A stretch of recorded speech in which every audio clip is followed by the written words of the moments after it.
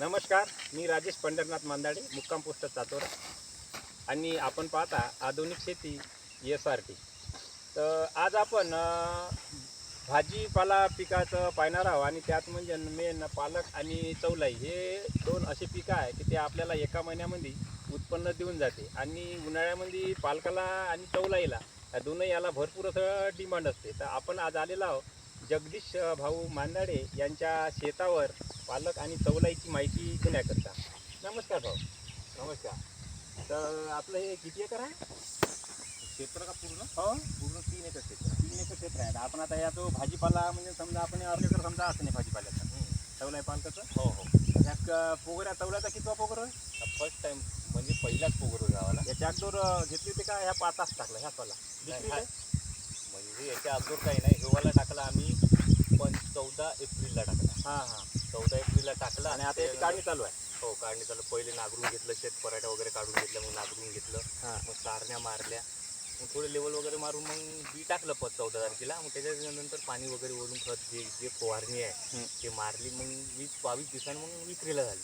तसं काही खूप काही याला खर्च नाही. नाही तेवढा एका काही महिन्यामध्ये तयार होते आणि कमी एक महिना पाण्यामध्ये नाही लागत. 20 दिवसात आपल्याला 20 दिवसामध्ये विक्रीला म्हणजे तयार आता डबल पोगर येते का अजून पोगर मग? पुन्हा येते ना, खत वगैरे मारलं, फवारणी पुन्हा वगैरे double केली flash. तर पुन्हा डबल. म्हणजे आपण एक वेळ बी टाकणे आणि 2-3 वेळ त्याचे 2 वेळा. हो, 2 वेळा कापणी होती.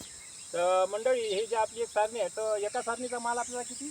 आपल्या एका सारणी 1 क्विंटल निघते. तर एका सारणीचा माल आपल्याला 1 क्विंटलपर्यंत भेटू शकते. आपण जरी याला 20 रुपये किलो तरी कमीत कमी दर पकडला तरी आपल्या एका सारणीचे 2000 रुपये होऊ शकते. आणि आपण अर्ध्या एकरामध्ये पाहतो म्हणलं तर कमीत कमी 10 सारण्या बसते समजायच्या आपल्या ह्यावाल्या. म्हणजे असं 10 क्विंटल जर माल धरला आपण तर 20,000 रुपयाचं उत्पन्न हे आपल्याला समजा 20 दिवसामध्ये देऊन जाते. आणि त्याच्यानंतर आपण पुन्हा याचा दुसरा पोगर 15 दिवसामध्येच काढू शकतो. आणि चांगला जर राहिला आपला प्लॉट तर पुन्हा तिसराही पोगर काढू शकतो आपण. तर अशी हे चौलाई आणि पालक हे तरकारीचे पीक आणि रोज पैसा ताता आपला खिशामध्ये देणारे असे पीक आहे. तर आता आम्ही हे मागून लावून आहे मग चौलाई पुन्हा मागं पुढं. हो, माग पुढं. जो म्हणजे हा प्लॉट झाला का? 8 दिवसाचा फरक आहे. सोला टाकला 27 तारखेला टाकला 27 एप्रिल. आपलं विक्रीचं नियोजन ठोका चिल्लर आहे. नाही, ठोकही आहे, चिल्लर आहे. चिल्लर आहे. वडकीला माल जात असते आपला. तर शेतकरी बंधूंनो, ह्या जो पालक चौलायचे हे असं गणित आहे का केव्हा केव्हा याचे भाव एवढे पडते का न्याले पडत नाही. तर त्याच्यामध्ये जर आपण थोडं चिल्लर विक्रीचं नियोजन केलं तर याच्यामध्ये आपल्याला जास्तीत जास्त नफा मिळू शकते. जर आपण एक 10 रुपयाला जोडीसुद्धा विकली 200 ग्रॅमची तर एका किलोमध्ये 5 जुड्या बसतात. म्हणजे आपल्याला 50 रुपये किलो नेट भाव आपल्या हा नफा आपल्या हातामध्ये येऊ शकते. अशा रीतीनं हे चौलाई पालक याचा दोन्ही याचा प्लॉट आहे आणि हे दोन्ही पिकं आपल्याला एका महिन्यामध्ये तयार होणारे आहे. तरी आपण उन्हाळ्यामध्ये खाली राहण्यापेक्षा आपण इतर माला आपण 4 ते 5 महिने वाट पाहण्यापेक्षा एका महिन्यामध्ये आपल्या हातात पैसा येते आणि आपण लगेच पुन्हा दुसऱ्या मालाची लावण करू शकतो.